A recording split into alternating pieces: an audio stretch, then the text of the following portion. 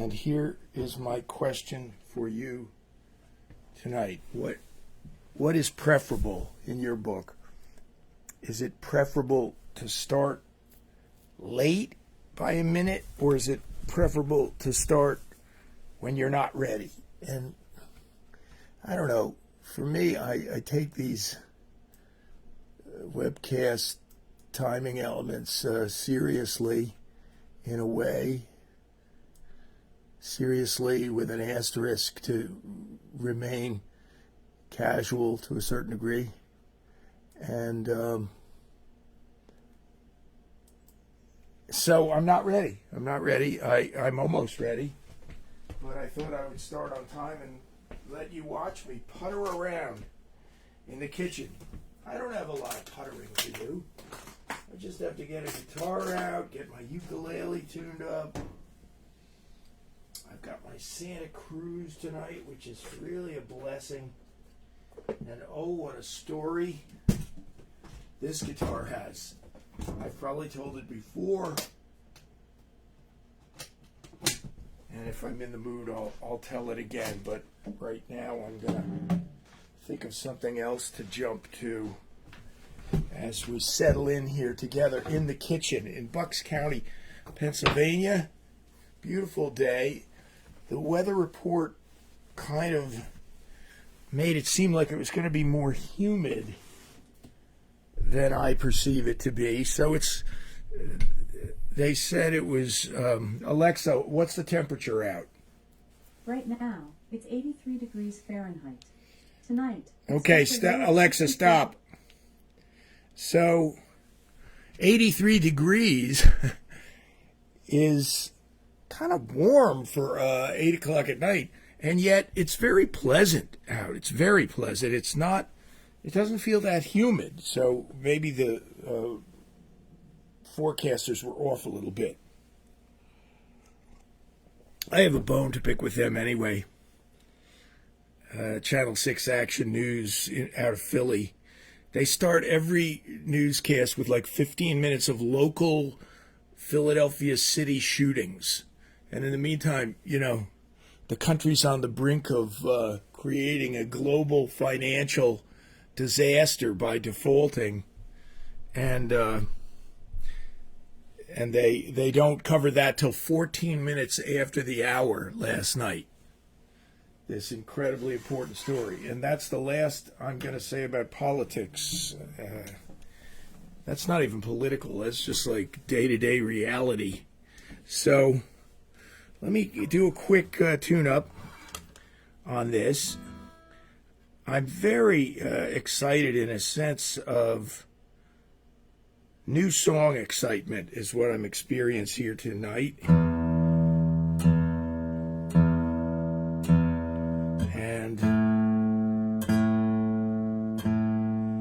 I might have mentioned to you last week that Livingston Taylor helped me greatly with the tuning discrepancies of my Martin.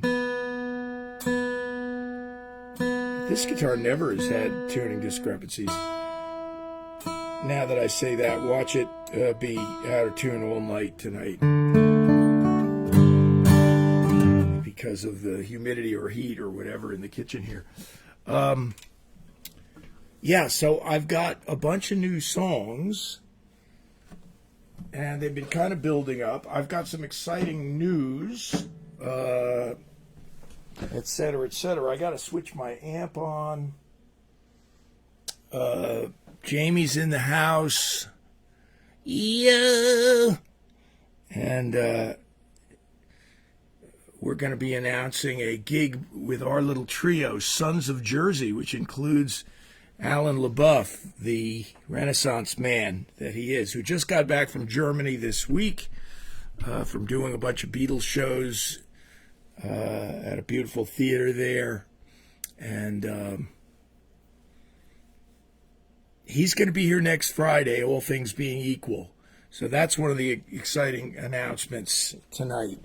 Yes, Alan and I will be doing Beatles songs and best of the 60s and things like Walk Away Renee, classics that you don't hear all that much, especially live.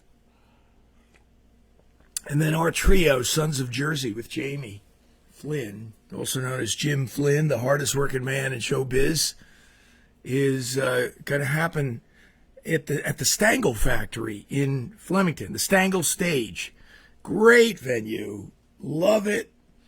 And we haven't gotten a date, but we've been offered a date. So that's the first important step. Okay.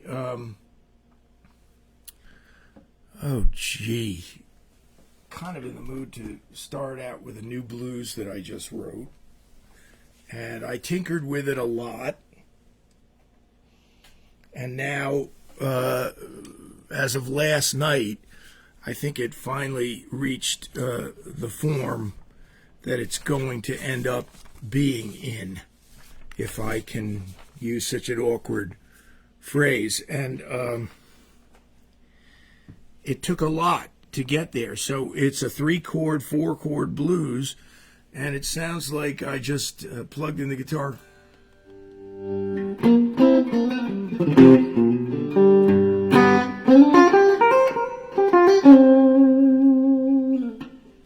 Got a little more reverb than I usually do. I have a new reverb pedal that I like. And so, what is that?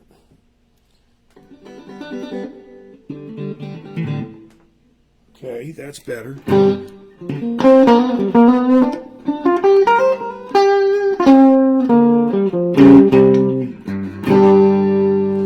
That's the classic, what they call the out of phase position on a Stratocaster.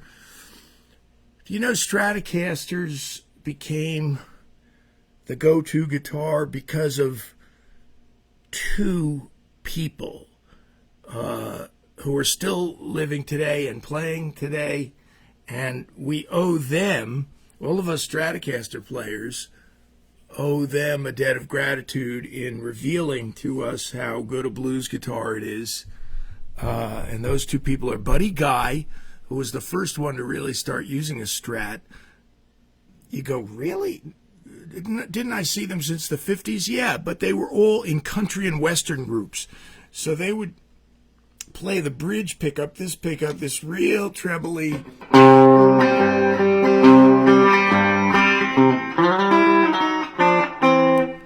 That's the way Strat players generally played. Until Buddy Guy went to England with a Stratocaster. I don't know who turned him onto it. Somebody else. T-Bone Walker or somebody. So we're missing one link in the chain. And then Clapton went to see him. And Clapton was playing Gibsons. He was playing Les Pauls, and he had an ES-335, of course.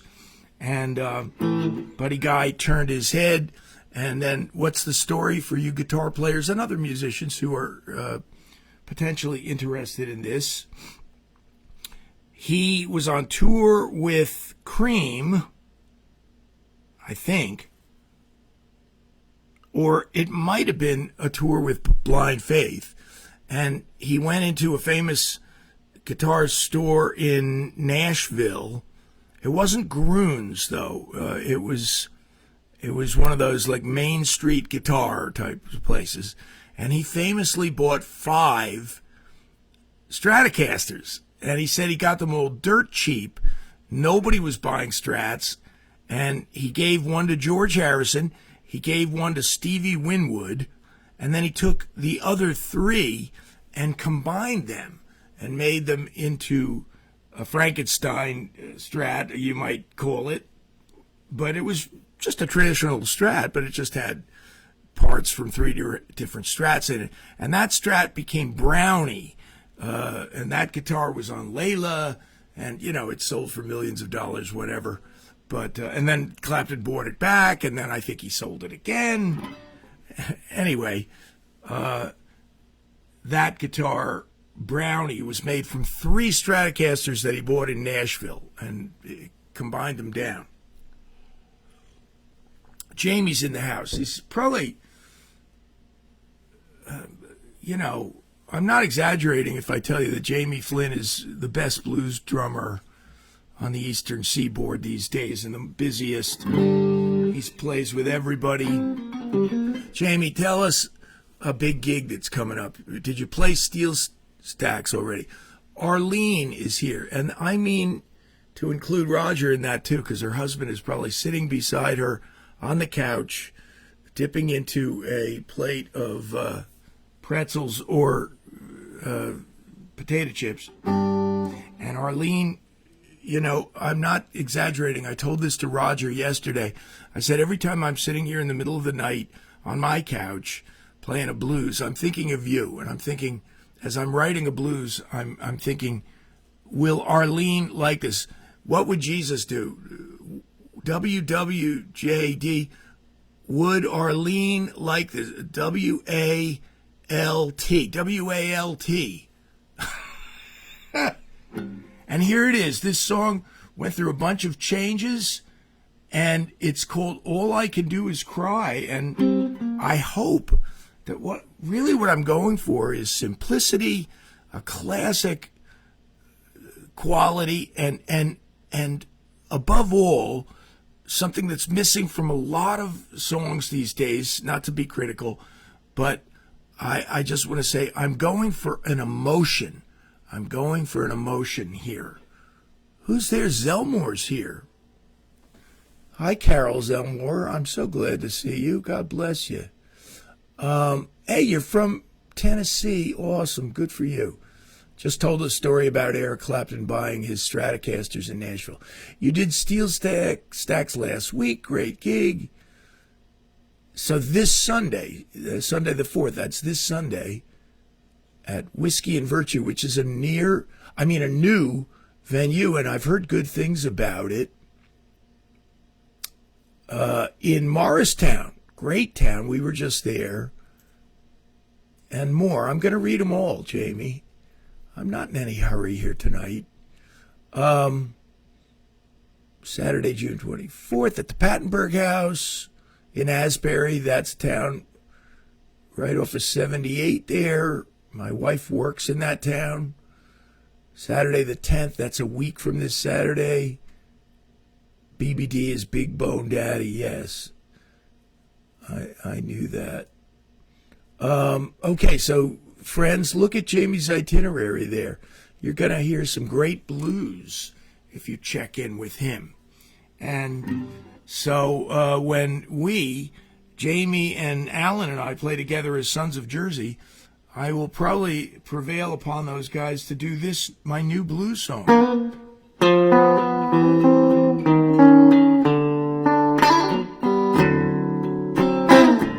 I went to bed at daybreak, but I couldn't find my sleep. It goes more like this. I'm just learning it. I tried to keep from falling for you, but now I'm in too deep.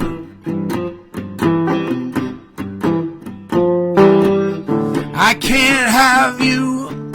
I can't say goodbye, no. All I can do is cry, yeah. You belong to someone else. You have for many years. A million words won't change that, or a million tears.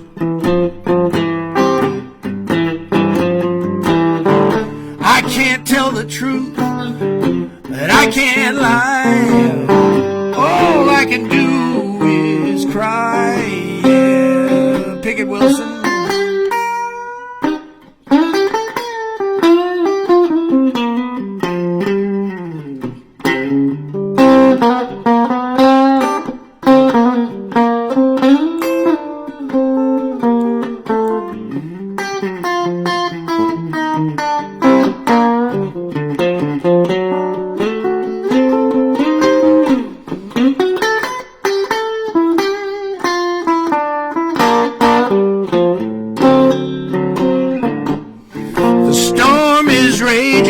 I'm out at sea.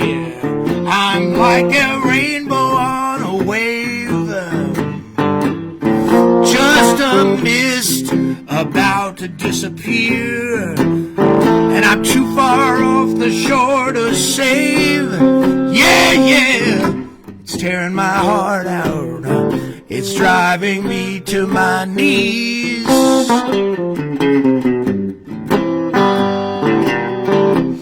I pray for a lifeline, pray someone will hear my pleas. I can't live without you, and I can't die. All I can do is cry. Yeah, yeah, yeah.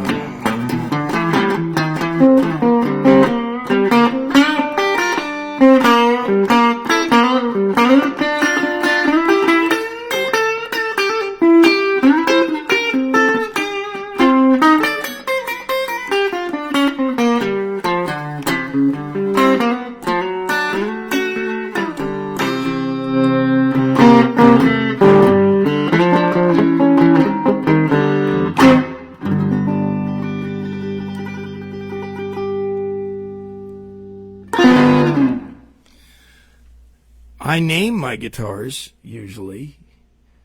One of my favorite guitar players, Kirk. What's his name? Oh, jeez. Kirk. A great guitar player, bluesy player. He's got a lot of YouTube videos. I call him one of my favorites, and now I can't remember his name. It's not Kirk Franklin, is it? Well, he names all of his guitars, and I name my guitars. And this guitar, the Strat, strangely, has no name.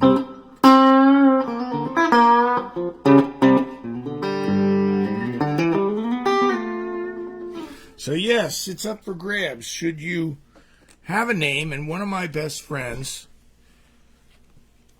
she came up with a thought, and it was a good one. It was to call it Roxanne, kind of as a tribute to my mom, who was always a big supporter of my music. But for various reasons, I think I'm not going to use that name. I do like to use women's names.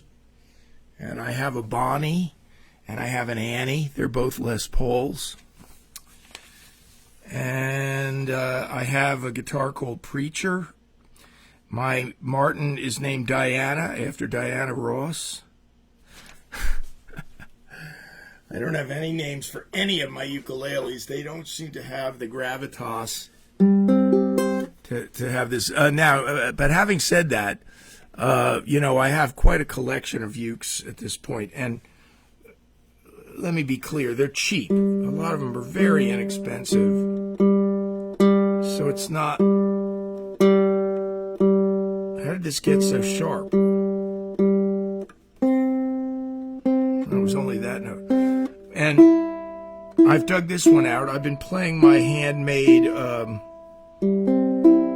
Loprinzi the last couple of times I had the uke here. That's a concert size uke. This is a tenor. And because of that, the tenor aspect, I've actually got a wound low G string on it here, and I really, really love that. In fact, I just love this uke. This is a Mackay tenor uke. It is a mahogany ukulele, which I happen to really favor. I think mahogany ukes are the best, and happily, friends, mahogany ukes are the least expensive. So when you buy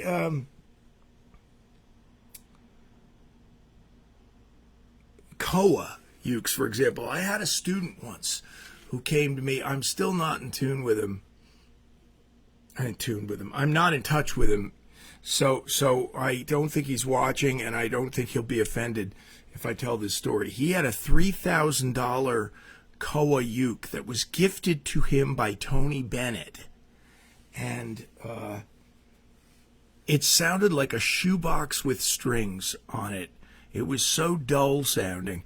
And I thought, what is this about? Koa is really something that you buy for the looks or something? I don't know. But mahogany really sings. And this uke, brand new, was $140. This is just really one of the best deals out there. Now, let's get into some depth about songwriting here. Be careful of what you pray for, because when you get it, it's going to be maybe a kind of wild ride. Thanks, Arlene, and thanks, Jamie, for that. And if anybody else wants to check in and say anything in the chat room, Carol Zelmore, where in Tennessee are you, young lady? With your great husband? I saw a picture of him grilling or something recently. I'm happy that you guys found each other. And it looks like you both did well in that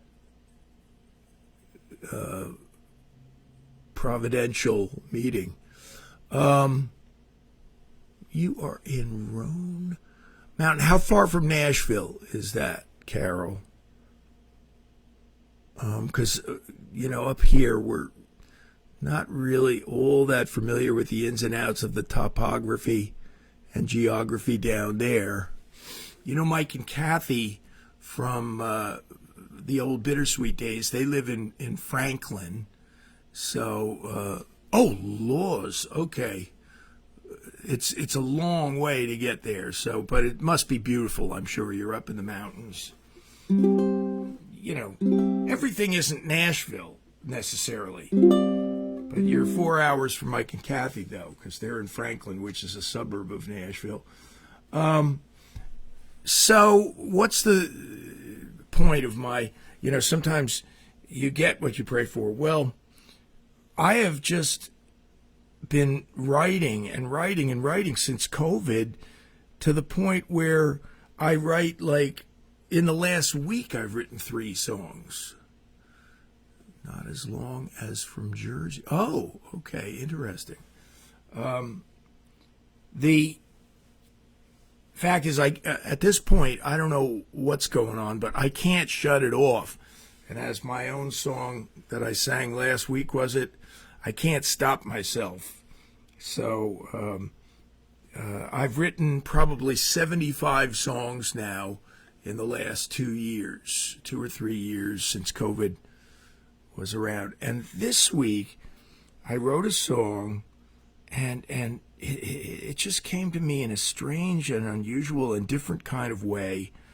And I didn't like it at first. It's so low key. And then it kind of wormed its way into my brain, and I couldn't stop thinking about it. And I haven't been able to stop playing it and singing it. And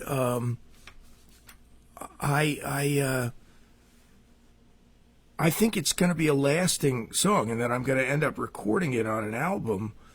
But it, like I said, it's very low key, but it's deceivingly low key. Like it's got something in there for everyone, I think, about memory and about people, and it's about remembering someone. It's called Way Back When with You, and it's in a weird key, on the weird for me, in that I've never written a song in the key of D before on the ukulele, but I'm happy to do so. Happy to play it for you tonight and see what you think of it, and see who it might bring to mind to you in your life, because it's about remembering people from the past, and for me, every time I sing it, I almost can think of a different person in a way, although I think of one or two more than some others. So it goes like this. Tonight I'm going back in time to the memory of you. We held hands on the rooftop as the lights were turning blue. I wish I could go back again with you.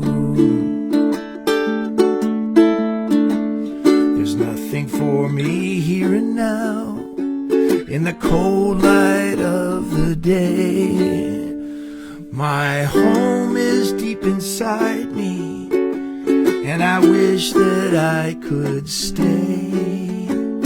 I long to dream you back again, way back when with you. Our time is like a chapter in a book close to my heart. I can't rewrite the ending, so I'll turn back to the start.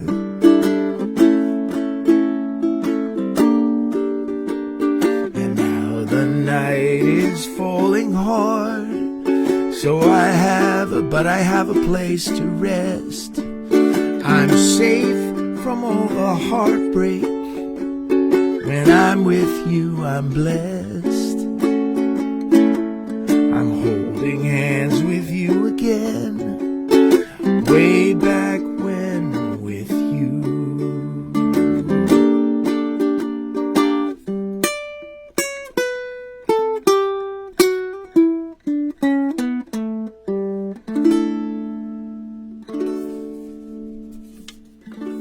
This is a Mackay ukulele. It's called a Mackay. And I hope that song brought someone to mind. It's kind of an old-fashioned, isn't it? You know, McCartney wrote a very old-fashioned song once, years ago, for a Wings album, and it was on the piano, and it sounded like a song that you could hear out of a piano book that was on your grandmother's piano stand. And I'll never forget, Rolling Stone magazine called this particular song. I'm not going to do it. I'll do it some night for you on the piano. And maybe Alan and I will set up the piano here next Friday. Alan LaBeouf will be in the house next Friday, all things being equal, as the expression goes. And they never are equal, but we're optimistic that he'll be here, and we'll do songs for you. We'll do requests even. Oh, now speaking of requests, let me throw this little curveball at you. If you post a word, just one word, a concrete word, not like just or the, but a noun, a concrete noun. If you post a word, I will tell you a story based on that word. I'm bold and confident, hopefully not overly so, but you post a word and I'll give you a story. And don't try to make it easy, you know, don't say guitar or something like that. But now, where was I going? I'm telling the story about McCartney's song Warm and Beautiful. And that song is one of the most beautiful songs I've ever heard, and one of the most beautiful songs he's ever written. And it's got this old-fashioned vibe to it, like it was on your piano. A love so warm and beautiful. You know, it's very kind of, maybe a little corny. Rolling Stone magazine, when it first came out, it was over 30 years ago, and they reviewed it by saying, this is the worst song McCartney has ever written. You know, where do these people come off, you know? And it's become a staple over the years. Many people love it. He's performed it in concerts. I think they played it at his wife's funeral. And he said he was a basket case when they did that. But wife Linda, of course. Not his current wife, Nancy Chevelle. She's alive and well and from New Jersey. She, where was her town? She ran her father's shipping company in Rutherford, maybe? New Jersey girl. He married a New Jersey brunette. So, thank you, Ted. Yeah, that's what I'm going for. And leave it to Ted to put that together. And so I'm going to do another song on the uke that maybe has that same vibe. And this song I wrote about 6 months ago. And I was laying in my bed, and this was one of those cases where you like dreamed a song. What are the great dream songs? One, of course, is Yesterday. Another is Every Breath You Take. And then we've heard of others as time has gone by. And, oh, gosh, somebody just talked about they dreamt this whole song, and it was a big hit.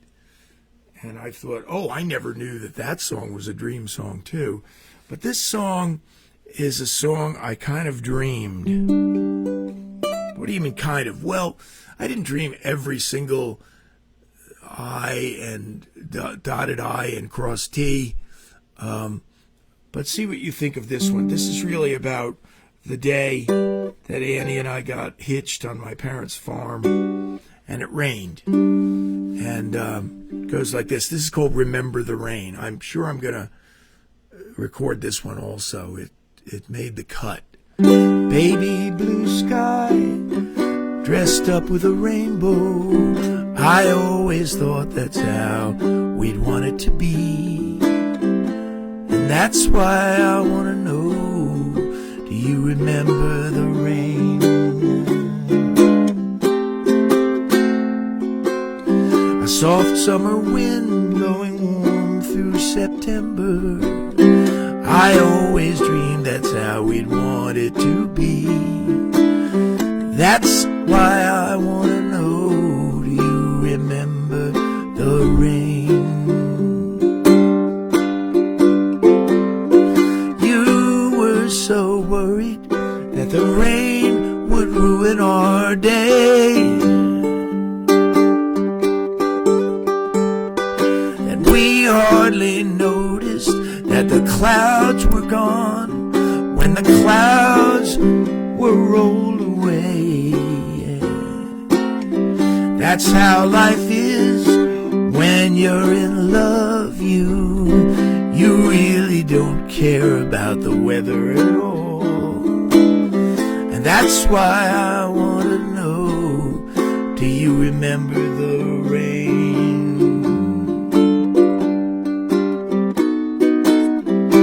That's why I want to know, do you remember the rain?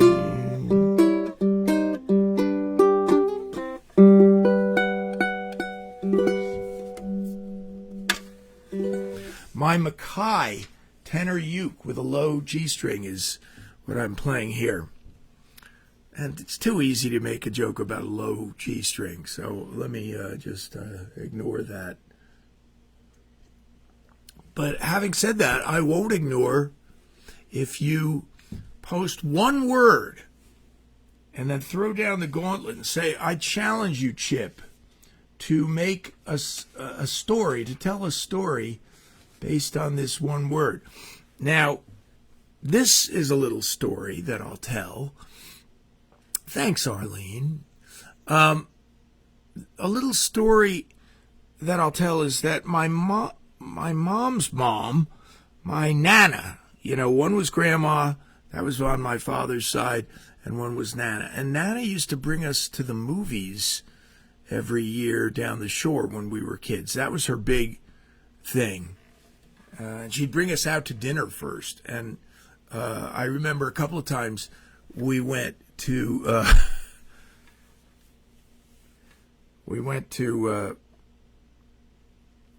Perkins Pancake House.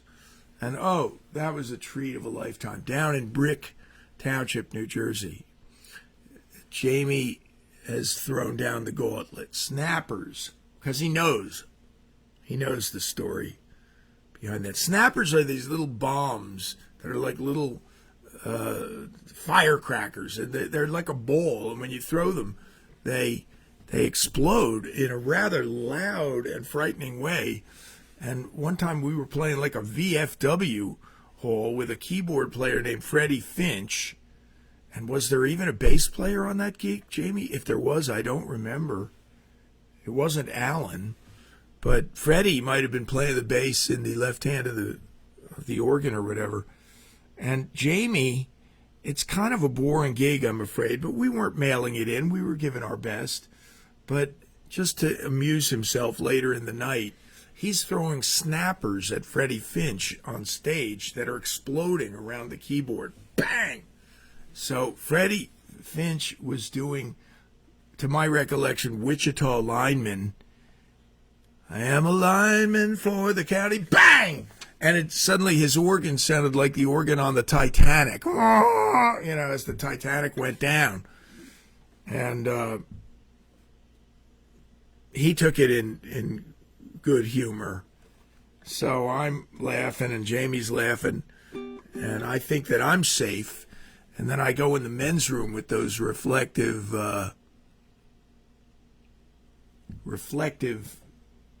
surfaces. And well, I'm halfway through my purpose for being in the men's room there, standing at a urinal, and the door opens, and in comes a snapper. Boom! An incoming! And it reflected off the walls, and I just went, oh my God! I was like, it took a great deal of self-control not to pee on my shoes. Sorry for the graphic description there. So, yeah, that's right. The snappers were right there on Freddie Finch's keys. Grandma, Nana, used to bring us to the movies. And when I was about 7, maybe very impressionable, and she brought us to a film that just blew my mind. I was so emotionally moved by this movie. Every scene and the songs in it were great. I was just telling Alan LaBeouf when he came out for coffee this week that there was great musical scenes. Louis Armstrong was in the movie. It was called The Five Pennies, starring Danny Kaye. And the Five Pennies were, hi Nance, Nancy's here. The Five Pennies were a band, a real band. And Red Nichols was a real musician. But this was a Hollywood version of his life. But his daughter got, I guess, polio, and before the vaccine, and so a lot of the story was about her, and how they, it changed his life, and he had to give up music and get a job on the docks. And at the end of the movie, I mean, my 7-year-old heart was in my mouth. It took me all I could do not to be breaking down in tears when he danced with his daughter at her debutante, maybe 17th birthday party, and he danced and with her, and there's more to it, and it's a great film, and I recommend it. The scenes in the club, the Smoky Club, with Louis, of course, Louis Armstrong, are just magnificent. And those scenes are when the Saints come marching in, they play, and some kind of novelty songs where he and Danny Kaye trade jokey lines that are really funny. But the ballad from the movie was written by Sylvia Fine, who was Danny Kaye's wife, and I've remembered it my whole life, and I've even told Livingston Taylor that he should record it. He might be inclined to do so, but the fact is, Harry Nilsson recorded it on one of those great albums of standards that he did before anybody was doing old standards. Harry did A Little Touch of Schmilson in the Night, I think it was called, and he did all ballads, and they were all famous. They were all like, it's 2:45, no one in the place, that kind of thing, and real famous ballads. Making Whoopee was one of them, but this was the most obscure thing that he recorded, and nobody even knew the song, and they were like, why did he do that one? But it's the most beautiful. And I still remember it, and I can play the whole thing. on my little tenor uke. And it's called Lullaby in Ragtime, and it goes like this. Won't you play the music so the cradle can rock to a lullaby in ragtime? Sleepy hands are moving to the end of the clock. Sing a lullaby in ragtime. You can tell the Sandman is on his way by the way that they play, like the trill of a thrush in the thrill of a twilight hush. So you can hear the rhythm of the ripples by the side of the boat as you sail away to dreamland. High above the moon you hear a silvery note as the Sandman takes your hand. So rock-a-bye, my baby, don't you cry, my baby, sleepy time is nigh. Won't you rock me to a ragtime lullaby?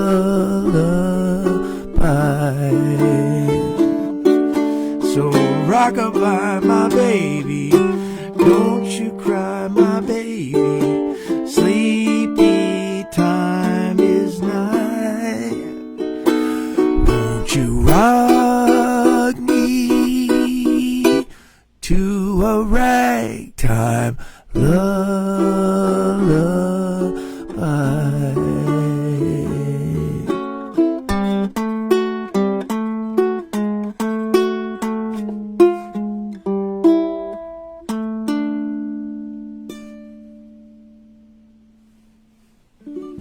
A song by Sylvia Fine, Mrs. Danny Kaye, and presumably she wrote the lyric and someone else wrote the music, and I'm sorry to say I don't know who it is.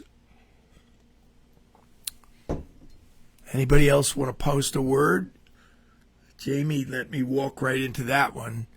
Snappers, and I told the story. I have another new song I want to do for you tonight. And again, I'm trying to write blues where, you know, what can I tell you? You have to reinvent the wheel a little bit when you write a blues. You can't really go too far afield and do something super different. But maybe my model for this song in a small way is the great B.B. King classic, The Thrill Is Gone. And arguably, there are people who will argue that at that point, B.B. King, who is my favorite guitar player and favorite blues man, and B.B. was actually at that point recording pop music. And pop music is different than the blues a little bit. It's very bluesy, The Thrill Is Gone, but he also, on that same album, which was produced by a guy named Bill Zimzik, and B.B. didn't know what to make of The Thrill Is Gone. He didn't think it was going to do anything, and Bill Zimzik one night, I think without B.B. King even being there, he overdubbed the strings on The Thrill Is Gone, and he called up B.B. King at home and said, come down, you got to come down to the studio right now. I think this is a hit now because of the strings. And B.B. King came down and heard the strings, and he agreed. He said, that really lifts it to another level. Do you know the story behind Wagon Wheel? I was telling Eli tonight, I don't have it in front of me to be able to do it. Great song. It was co-written by Bob Dylan. And do you know that Wagon Wheel was known to every single musician in Nashville, and they all scoffed at it?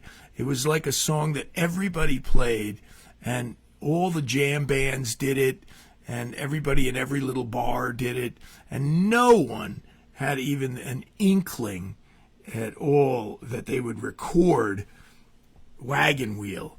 And Darius Rucker went with his wife to the PTA meeting, Parents Teacher Association, in Nashville, and probably Franklin.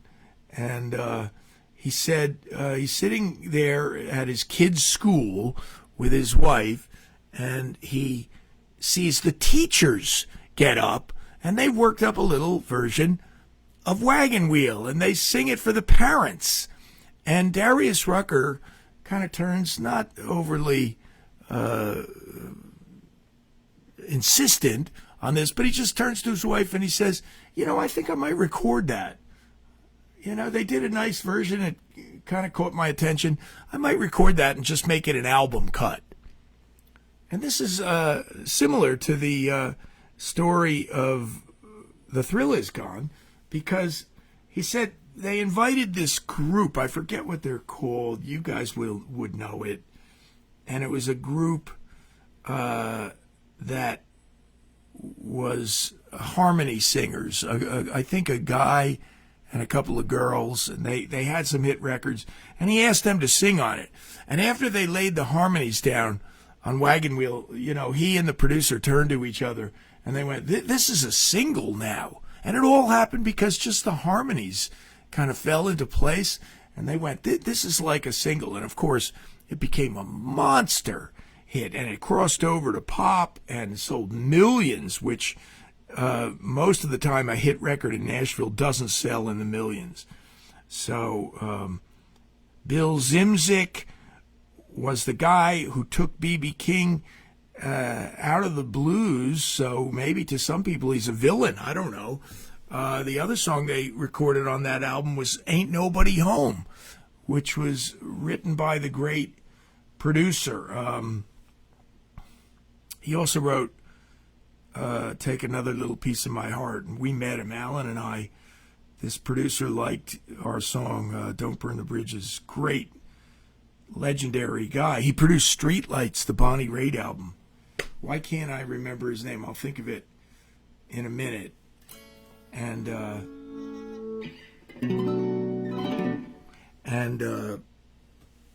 he wrote Ain't Nobody Home. That's not a blues, that's a pop song, It's a bluesy pop song, but whatever. And then, are you guys ready for this? This'll floor you. You'll have to pick yourself up off the floor. So I did get to a lot of stories here. What did Bill Zimzik go on to become famous for? What did Bill Zimzik go on after producing The Thrill Is Gone? What did he become famous for? He produced the Eagles. He produced all of the Eagles' major great hits, and they called him to be their producer after they heard the album with The Thrill Is Gone on it, of all things.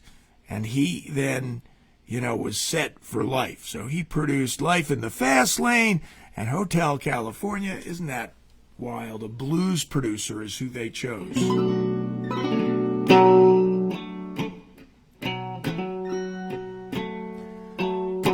Last night you told me you couldn't see me.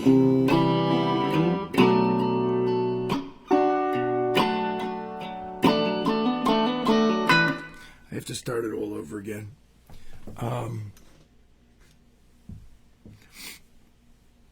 I haven't learned it yet. This is my new song. Well, that would be worth seeing, to see The Thrill Is Gone as a reggae tune, I presume. I'll take your word for it. This song is my new song, half blues, half pop, all slow, and hopefully all tapping into an emotion. And I'll try it again. Once I get it going, I think I'll be all right. Last night you told me you couldn't see me.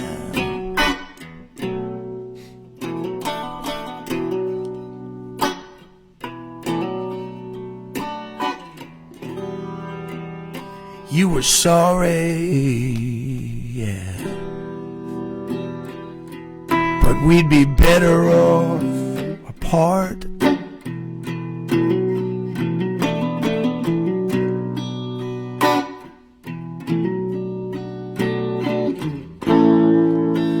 Nothing in this world hurts more than a broken heart.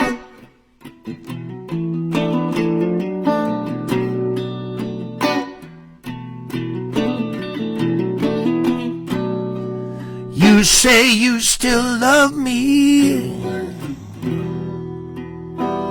and it's just a bad situation.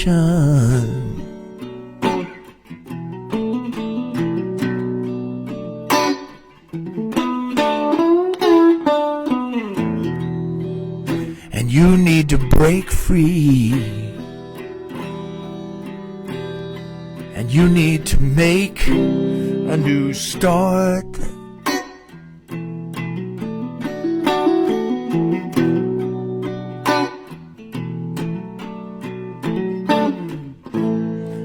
Nothing in this world, yeah, hurts more than a broken heart.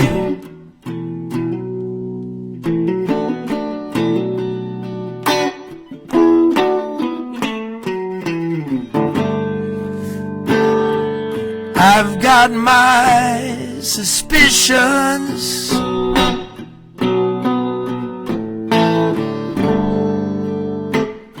that you've got someone new.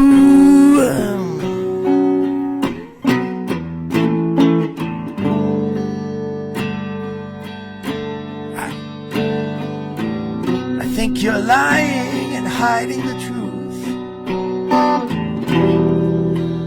when you tell me you just want to be free, yeah.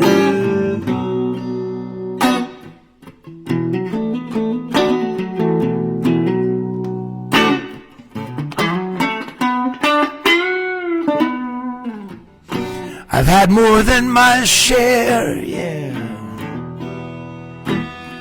of pain and degradation.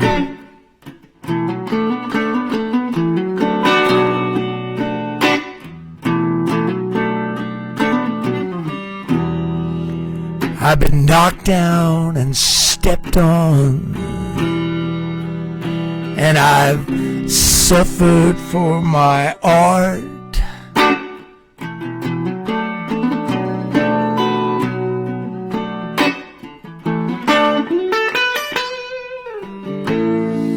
But nothing in this world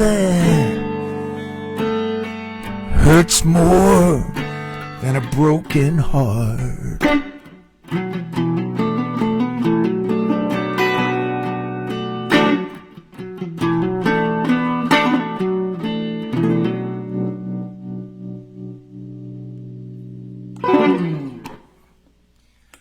Okay, well, I completely destroyed the bridge.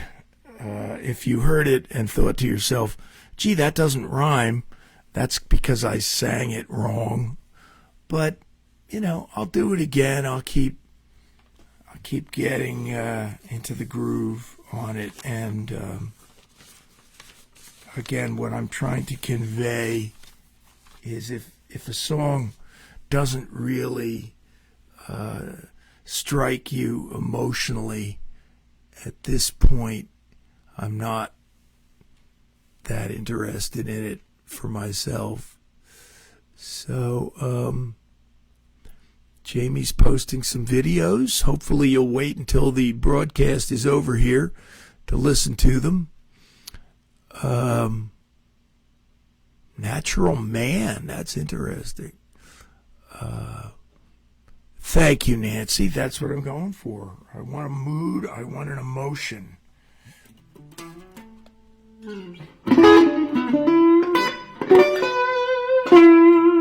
And as Eric Clapton has said, extremely truthfully and accurately, the hardest kind of song to come up with is a slow blues.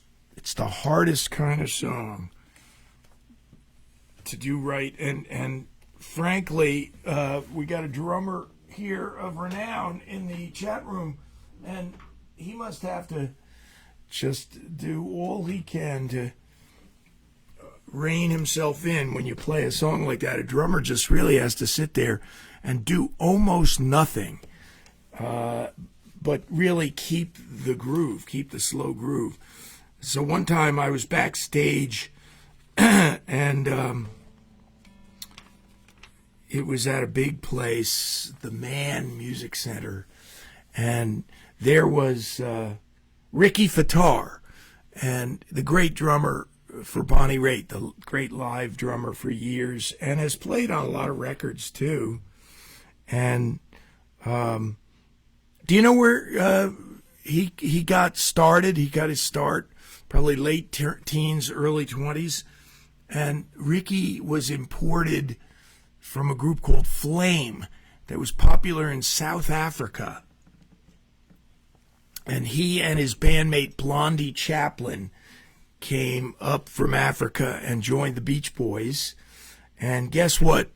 The first song that Blondie Chaplin ever sang was from South Africa. And one of the first songs that Ricky ever played drums on was Sail on Sailor, one of the greatest Beach Boys records of all time. That's a technical issue that I don't even want to touch with a 10-foot pole. I don't think any guitar player should be playing eighth note strumming during a slow ballad. So, when we convene next Friday, Alan LaBeouf will be in the house. So please join us. We'll have news about a...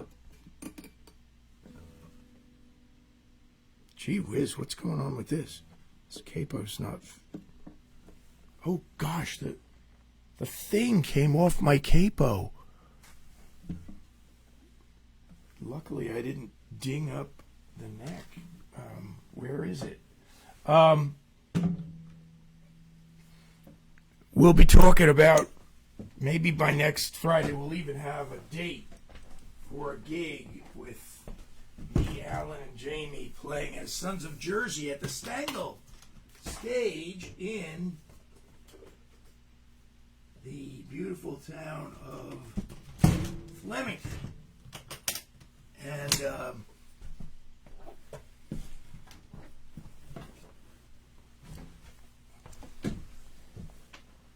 so we're getting very near the end, as the Beatles sang.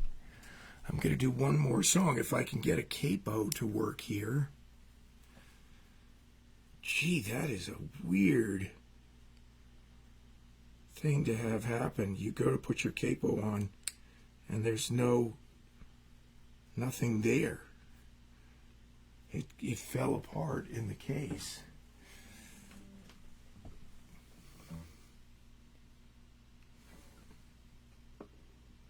We took a car trip together, and we went to the Orthies house on Memorial Day and had a great time, as we always do, and had a jam session, as we always do.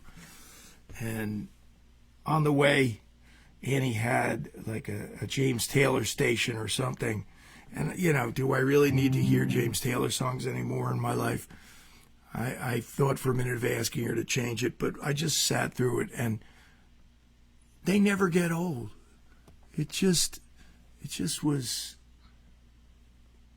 a pleasure. Every single song, every record that they played And I thought to myself, does anybody have a higher batting average than James Taylor does as a recording artist and a songwriter? And this is one of the songs they played. I'll play it for you, and then I'll say goodnight. And this is the song that got him signed to Apple Records when he played it when he was 19 or 20 years old in a complete state of panic. And not panic exactly, but he had to play this for Paul McCartney and George Harrison to get signed to Apple Records. And it was on his first album, the Apple Record album. But when you hear it now, if you hear it on the radio, you will be hearing the version that he re-recorded for his greatest hits album on Warner Brothers, and it's a very beautiful version. I like both versions, actually, and I do kind of a hybrid between both of them. If the spirit moves you, just click on the link to the PayPal account, which is what I call the virtual tip jar, and I always appreciate your generous contributions to keep this show going, and we'll see you next week.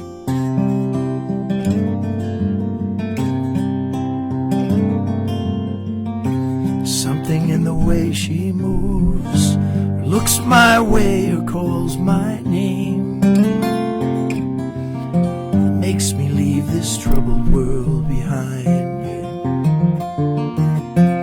If I'm feeling down or blue, or troubled by some foolish game, she always seems to make me change my mind. I feel fine anytime she's around me now. She's around me now, almost all the time. And if I'm well, you can tell she's been with me now. She's been with me now quite a long, long time, and I feel fine.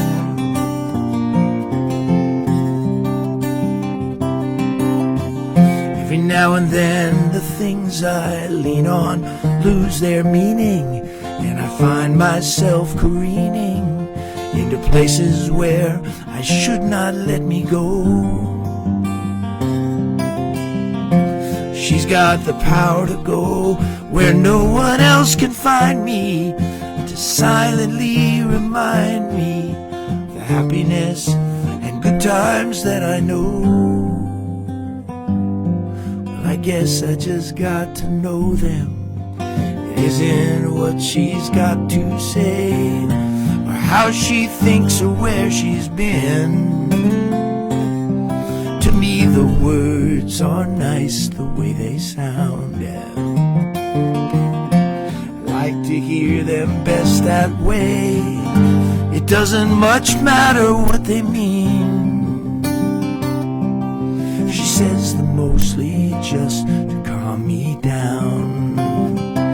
I feel fine anytime she's around me now. She's around me now, almost all the time. And if I'm well, you can tell she's been with me now. She's been with me now quite a long, long time. Yes, and I feel fine.